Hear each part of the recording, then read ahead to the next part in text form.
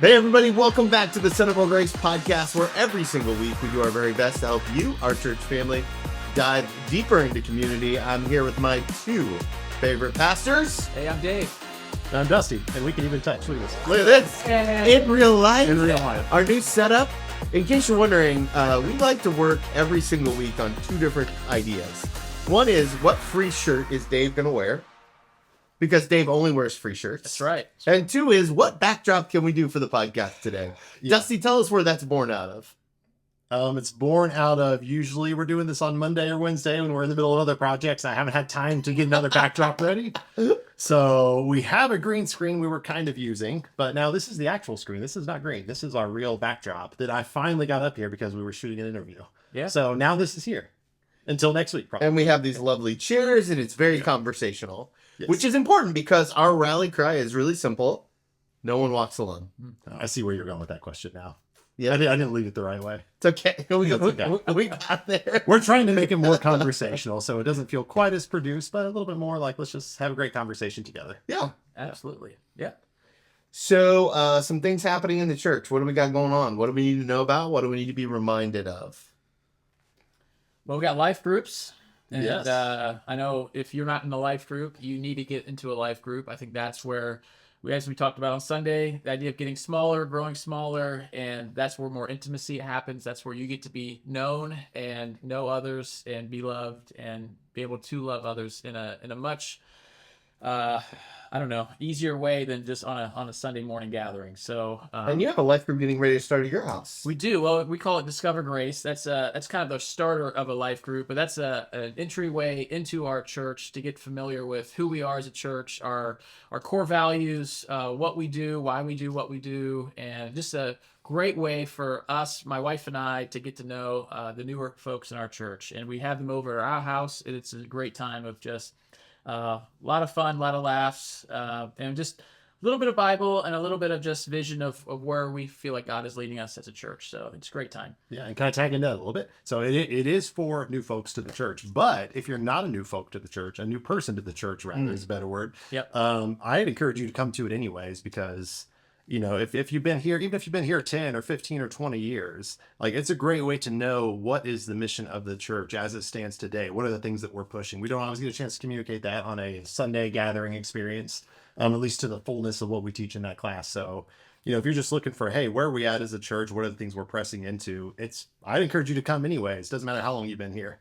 And you will still meet some new people. You might build some new friendships. It'd be awesome. Yep. And we have staff and their spouses show up too throughout this thing. So each staff takes a night with their spouse to come. And so it's an opportunity to meet the whole team, not maybe all at once, but throughout the 4 weeks. So Yeah. Great. So promo opportunity, if you go to centervillegrace.org/next steps, that is the one website you need to know to be able to sign up for anything. Discover Grace is on there. Life groups are on there. Any events that the church is doing, all of those live in centerville.org.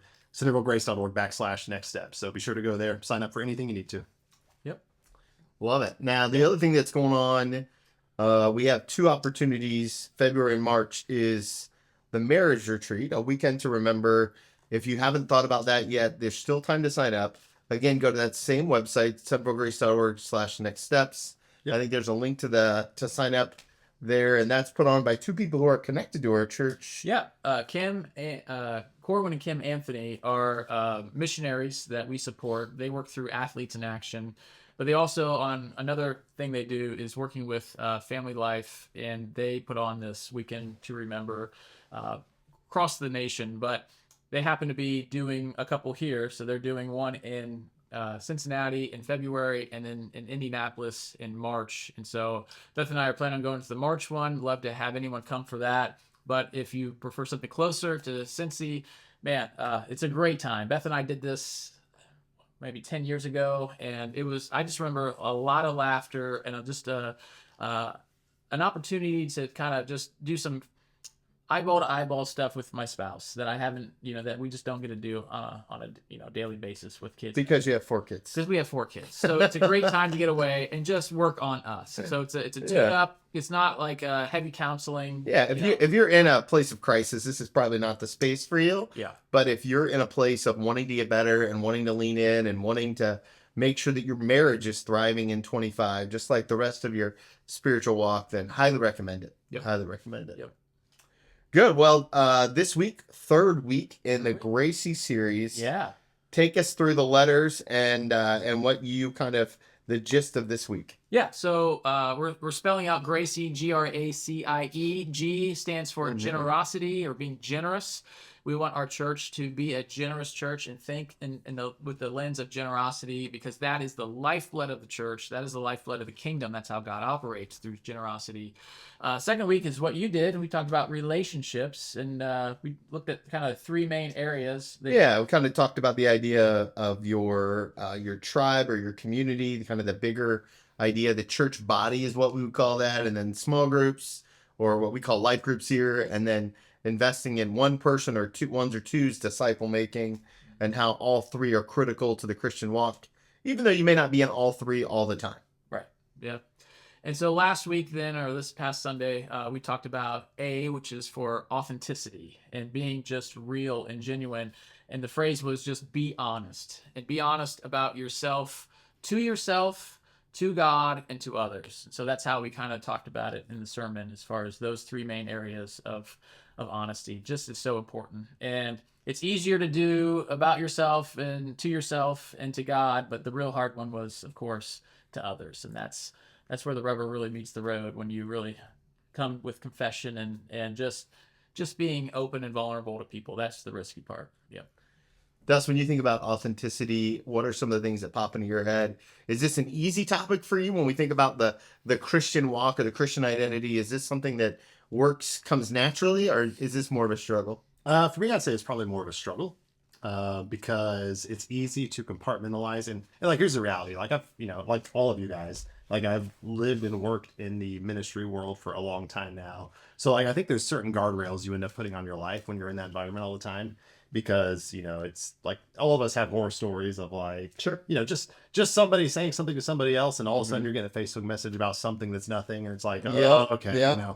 So like, I think that I have learned, in probably a more unhealthy way, to just keep things to myself, not because they're bad things in and of themselves, but just because I don't want them to be misconstrued. Yep. Because all it takes is a rumor, or somebody said they saw you over here at this movie theater. Well, what movie were you watching? Oh, it wasn't R-rated, but anything like that. Yep. Is like some of that stuff in ministry you just learn to shield yourself from. So I think with certain church people, there's just limits on what. For me, I always feel comfortable telling certain people, because I need to know what level of friend are we. And I know this is right. This is good information I know you're going to keep between us. And again, it's not because it's necessarily bad information. It's just stuff you don't want misconstrued. Because, it's like your spouse. When they know the core parts of you, like some of it's great, some of it's ugly, but not all of it's for public consumption. Right. Yeah. So I often talk about friendship in kind of circles. And so like this idea of internet friends, like friends who I predominantly connect with on the internet, and then role friends, which are friends that were, it's very real, but it's role based, right? So you know me because of my role in your life. I know you because of the role that you play in my life, that sort of idea. Role friends. And then real friends are those friends that hopefully you don't have any boundaries with. And, Annie Downs talks about this. I think I've said it on this podcast before, is that, it's okay to have a private life, but it's never okay to have a secret life. Mm-hmm. And I love that idea, because I think it helps with authenticity.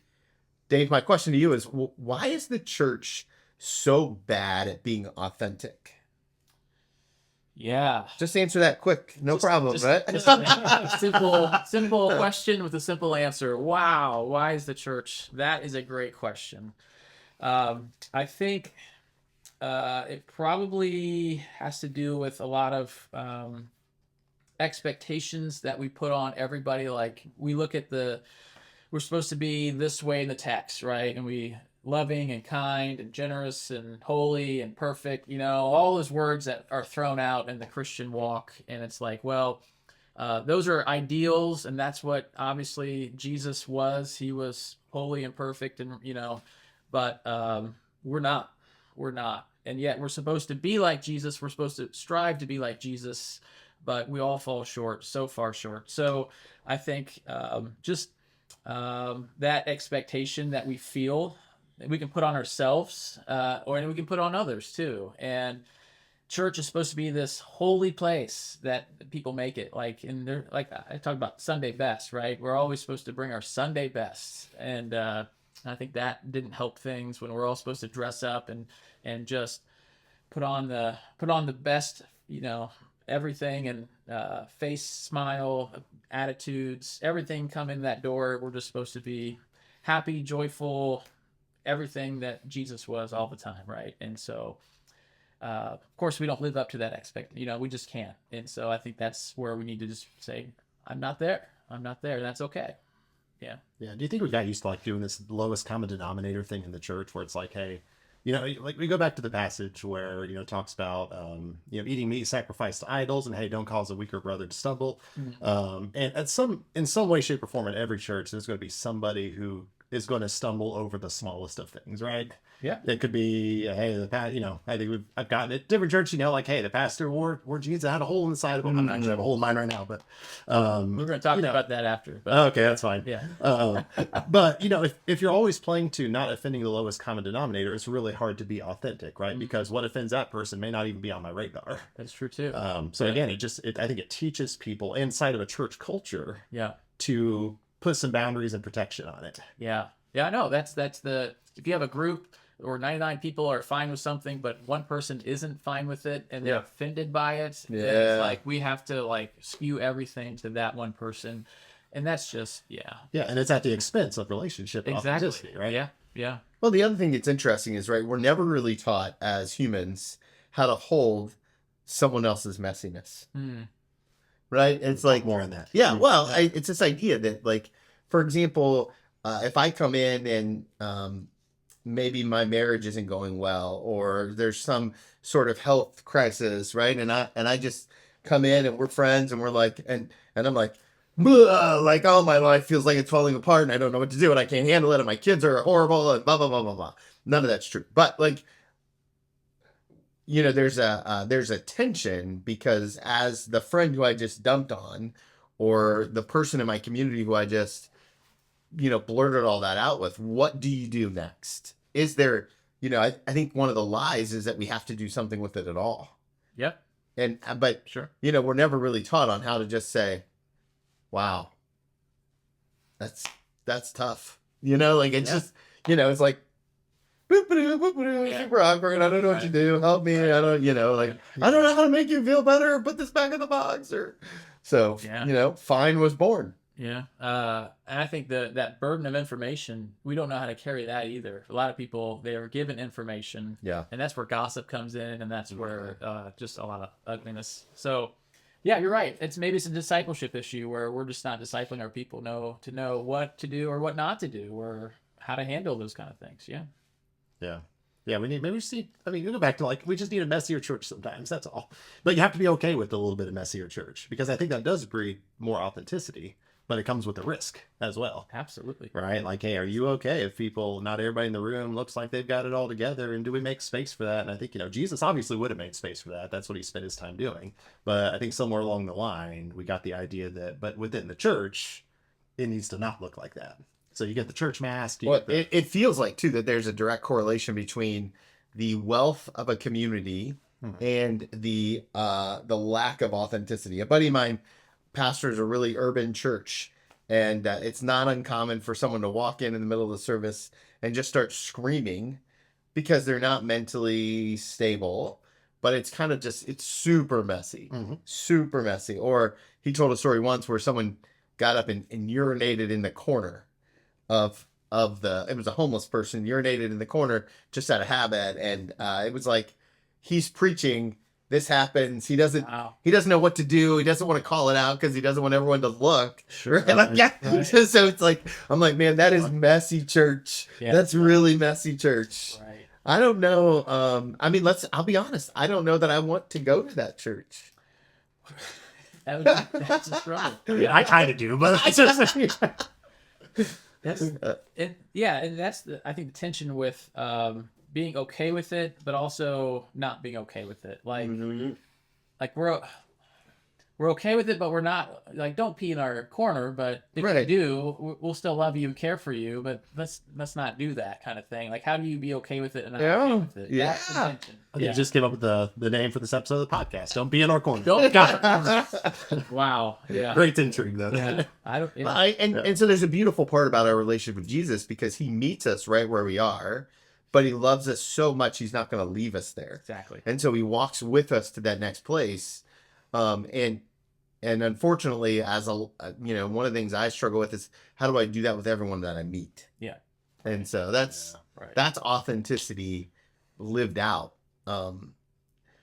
Let's say that you were talking to someone you're discipling. Yep. And they struggle with being real. Yeah. What's the first step? I'm coming to you next. What's the first step that you're going to tell them to take about being more authentic in our community? Well, I think always my first step. I'm trying to be that first for them. I'm trying to model that first. So if I'm asking a question that requires a little bit more vulnerability or authenticity, I can see them struggling in that. My first thought is, well, let me tell you how it is with me, and hopefully that breaks some of the ice down and puts myself out there a little bit, so they know, hey, we're gonna walk on this thinner ice together, and if we fall together, kind of thing. So, so I do that first if I can, So this is the hard. It's like, who do you trust and who do you not trust, and what level do you need to go to? Like, why is it necessary at this point to be more authentic and real? And so we have to work through that. And there are layers, and what is really required in this relationship, or what are you responsible for? Like in a job, you have to report things. You're responsible to be authentic in these areas. So I don't know if I'm not answering your question very well, but I think what I hear you saying is start by leading by example. You got to lead by example. And I hope we can do that as leaders here. I try to do that from the platform, like just talking about counseling, going to a counselor. I know it's not everybody would want to, own up to that, or, Sure. let that out. Like, hey, you're going to, like, what's wrong with you? Or, so I try to do that. But also I'm trying to encourage our men, specifically our men to step up and be more authentic and just say, hey, I'm struggling. I need help. I'm not doing so well in this. Like, my marriage is struggling. I don't know what to do with my parenting right now. I don't know, kids. And so I just really hope to see our men rise to the occasion and say, I'm willing to be more vulnerable, for the sake of relationships, for the sake of growth, for the sake of everyone else in our church. So we need to lead the way on this. Dust, what about you? One practical, something we can put hands on kind of step into helping promote authenticity. Yeah, I mean, I think, just like Dave said, I mean, I agree. It's like we should be that first person to hopefully do that with them. But it requires them investing in a relationship. Doesn't matter if the relationship is with us. It can be, because the reality is there's probably nothing that we haven't heard, right? We've been in ministry for a long time. Like there's not a whole lot out there. I haven't heard that one. So Well, that was good. Yeah. Yeah, there's not a lot that Thank probably... you, Jeff Cartwright. Yes, yeah. Pastor Jeff. Yeah, we love Pastor Jeff. Yep. Yeah, so maybe that person's us, but maybe it's like, hey, you need to find somebody, whether it's in a disciple-making relationship or just in a friend relationship, somebody that you trust, because, authenticity is bred from trust. You have to have a trusting relationship with somebody to feel like you could say something to them and it's safe. It's not going to, turn into public information. It's not going to be used against you. It's not going to be turned into blackmail. So, we can be that, I think, for most people, but I also think that most people probably need a deeper relationship than just with a pastor or a counselor, right? Because we can see them in certain times of the day, but Sure. we're in a whole congregation full of a lot of people with a lot of needs. So is that enough for what that person really needs? Maybe not, hopefully, but maybe not. So maybe it's just like, hey, who's that one person you can go to that you can lay this stuff out with, and just who will pray for you and have your back. Like, to me, at the core of authenticity is like, I just need somebody in my corner. I don't know who it is, but I need somebody that I have that level of relationship with. Doesn't need to be with everybody. That's going to be that most inner circle. And maybe it's just one person, maybe it's two, but I need somebody who knows all my stuff, who I can tell my stuff to. And they've probably told me their stuff too, and that breeds that circle of trust. Yeah, I think there are two things that are practices that are good to help build authenticity. The first one is avoid one-word answers. Yep. So I think anytime you're giving an answer and you're thinking, oh, I'm fine, I'm good, I'm bad, or like struggling, like just avoid one-word answers. Life is more complicated than a one-word answer. The second thing that I would suggest is when someone asks you a question, and I heard this from Bob Goff actually on my podcast, and he said when someone asks you a question, take a minute to actually think about what they're asking. You know, when someone says, "How are you doing?" what they're really asking you is like, "How is your soul? How is your heart? How is your?" And so make it up. You know, pause for a minute, take it in, reflect, and then give a really honest answer after a moment of reflection. Because I think if you're anything like me, my mouth moves faster than my brain does sometimes. And so taking a minute to pause, taking a minute to reflect and saying, yeah, this is probably how I'm doing right now if I thought about it for a second. Yeah. Yeah. I don't know about you guys. Like, I'm a fixer. So, like, I mean, even in my marriage relationship, I just want to fix the thing. Yeah. So, like, it's How's really Nicole easy. like that? Not great. she About the nail. Yeah. Yeah, and we were joking a little bit about lunch of like, you know, sometimes it's a miracle that our relationships last, but it's a way that God grows us together, I feel like. But yeah, just with anybody else that's coming with a problem, it's like, hey, I want to go right to the solution. Hey, try this as my fix. But sometimes people just need to be able to word vomit that stuff. Yep. They just need somebody to hear it. And that takes the pressure off me listening to somebody, because I can be a better friend to somebody if I don't feel like I have the pressure of trying to solve the problem for them. Sometimes just having somebody to listen to. And I think relationally, it's okay to say, hey, are you looking for feedback on this, or do you just want me to listen? Yep. Right. And that's often, I don't know how to help you. What do you need from me right now? Right. Like Authentic, that's a very authentic response. Yeah. So Dave, Yeah. One of the things that I love about this series is that it all goes back to the marks of a thriving church, right? The idea of a Gracie and a thriving church. What makes authenticity so critical to a thriving church? Yeah, I think authenticity is so important for a number of different reasons. But for us as a church, if we're really going to grow and mature, we're going to have to deal with the real issues, the real problems. We can't just put a Band-Aid on things and expect it to be okay. We have to get to the source of the issues, and that's where authenticity comes from. But also, when we think about, I talked about leading and lagging indicators at the first sermon, I think if we are really an authentic church, that means we are doing things well when it comes to safety and security and seeing people and creating those environments where people can be authentic. And I think that'll go just so far for us moving forward. And not just for us as adults, but I think for our kids as they grow up in a space where they feel like they can be seen and they are secure and they're safe to be themselves and to express their feelings and to express their pains and even their doubts and their struggles and their addictions. Then I think that's going to do wonders of helping them walk with them, navigate all those things, and not just bury them and then hope somehow they'll get better later on, but deal with them now and nip it in the bud in a sense and really help them flourish and thrive now, not just hopefully later. That's great. Yeah. Dusty, closing thoughts when you think about authenticity? Yeah, I mean, I just think that for us as a church, that needs to be the gold standard for what we're striving to be. Because without that, you know, if we're not authentic with one another, then that means we're not really building real relationships. And if we're not building real relationships, then we're not going to be able to do what any of the kingdom work that Jesus called us to do. Because everything that Jesus did was built on relationships. Like, I believe that Jesus, you know, had a real relationship with his disciples. Like, the reason he basically lived with them and around them was so that he could be a part of all of their lives, you know, in the fullest of ways. I think for us, it's really hard if we're only seeing people, you know, on Sundays for an hour. That's probably not people we're really going to have a relationship with. So I think then the question becomes, how do we continue to build those relationships outside of the gathering of the tribe, as you said when you preached it? How do we get in those smaller communities, and how do we start to build trust? Because that's just who I want to be as a church. I know that's what you guys want to be as well.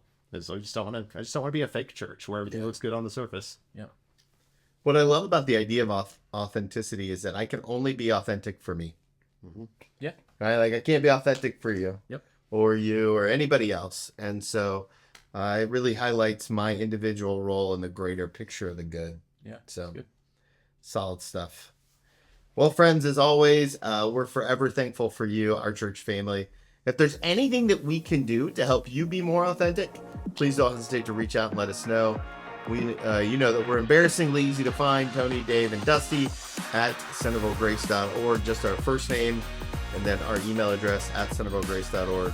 Don't forget to visit our website, centervillegrace.org/next steps, to find all the signups for the ways that you can lean into community, because now more than ever, it's critically important. No one walks alone.